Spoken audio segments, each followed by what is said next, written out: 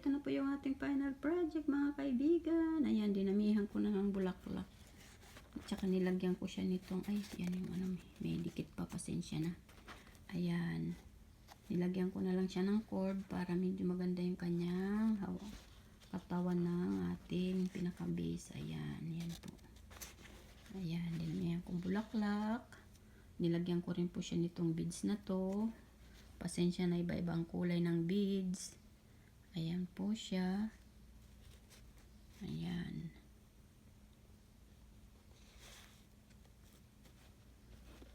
Ayan po yung ating cup. Ito yung cord. Ayan.